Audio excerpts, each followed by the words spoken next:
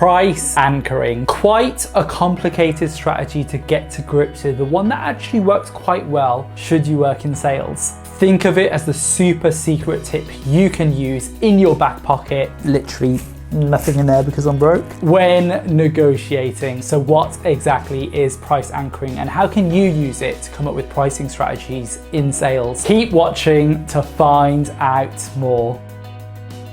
What's going on, sales family? It's Fahed from Sales Unveiled, once again helping slash through all the misconceptions around sales, business, and of course personal development, sprinkling that in, and giving you the practical advice that you need in your day-to-day careers. Price anchoring. No, this has nothing to do with sailing the 7 seas or a well-known butter brand, if that's still around, but the psychological trick that salespeople use in the negotiation process. Now, I remember when I first started learning about this, I found it a little bit complicated, but it doesn't really have to be. So what is price anchoring? The basic concept of price anchoring is using the psychological tricks associated with numbers to improve your position when negotiating with prospects. Studies have shown that human beings like you and me react more favorably to the second number they hear than the first number they hear, as well as lower numbers rather than higher numbers when buying products. So in practical terms, price anchoring then is just setting a high price point so your customers understand the perceived value of the product or solution that you're presenting, and then pricing your customers at a much lower rate to show the amount of savings that they'll be making. You're probably still a little confused, right? No worries, let's use an example to cut through all this jargony sales business talk. Let's say I was selling you this pop of my boy Pikachu. Not that you'd want to buy an electrical,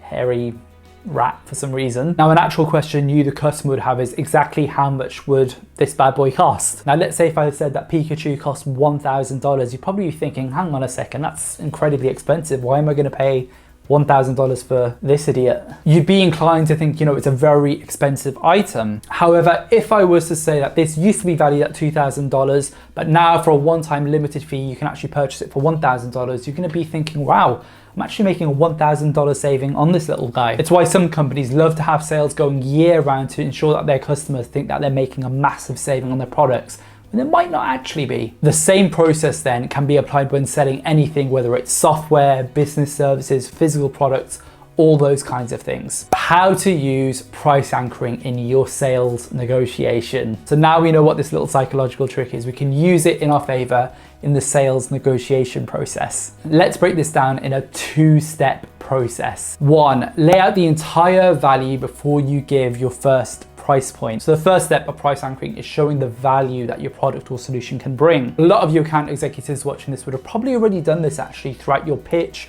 throughout your sales meetings or presentations. It's important, however, to summarize all these different points near the end before you give that first indication of pricing. To use an example, let's say I was selling you a HR payroll system. I would say something like this. So to summarize, our HR system will give you hundreds of hours back year on year in wasted time. It will ensure that your employees are much more engaged, knowing that their pay will always appear in their bank account on time. And most importantly, it will save the organization $150,000 in administrative costs every year. Saying something like that will really highlight the value of the product or solution that you're talking about. And you should also try quantifying the data because people have a habit of remembering these kinds of numbers. 2, deploy the price anchoring. Don't know why I said the word deploy. It's not like I'm in the army or something. I mean, wearing a bloody Adidas top, aren't I? The next step then is to unleash the price anchoring. The way in which we would do this is very, very simple. All we would do is give an indication of what their competitors, what other organizations are paying for this product or service, and then let them know the much more realistic and much lower cost, which they'll be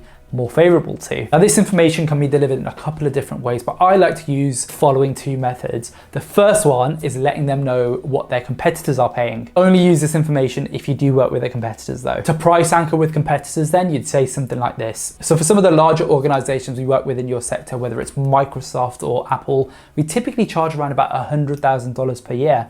However, for an organization your size, this would cost $1,000 per month. You can also talk about the enterprise level clients that you work with there to really show the difference in pricing there. So that would sound very, very similar and sound something like this. For our enterprise level clients who have thousands of employees, this would typically cost upwards of $100,000 per year. However, luckily for an organization your size, this would only be a small investment of $1,000 per month. Now, it's really important once you've delivered the second price that you just pause and just Don't say anything. I know it can be super tempting to want to say something and ask the prospect if that pricing's okay, but wait for them to talk to you and wait for them to break the silence, giving you the upper hand in the negotiations. It's definitely awkward the first couple of times you try it, but it really does work wonders. It's also incredibly important that we make the gap between the two numbers that we're going to give as large as possible to have the most impact. The product that we talked about today was $1,000 per month, but there's a reason I said $1,000 per month as opposed to $12,000 per year. Again, that difference would just be much greater and it would emphasize the amount of savings that they're making there. Now, I appreciate that's a lot of information to take in, but let's give one final quick example to see how you would do price anchoring when negotiating with prospects. This again would sound something like this. As you can see from the presentation today, the value our product gives is second to none, giving you hundreds of hours back in administrative time, thousands of hours lost in wasted hours, and over $150,000 saved annually every single year. You might think that software like this might cost $100,000 per year for some of our larger clients like BMW or Audi. However, for an organization your size, this would be a small investment of only $1,000 per month. And then pause for effect. As you can see, we've shown the value of the product, we've given them the indication of what other people are paying, and then let them know a much more realistic and a much more favorable price point there. Hello, doctor, there's a man outside wearing a red jumper who says he wants a bonus. Well, that's exactly what you're gonna get, guys. Thanks so much for sticking around to the end of the video. I don't know what that was.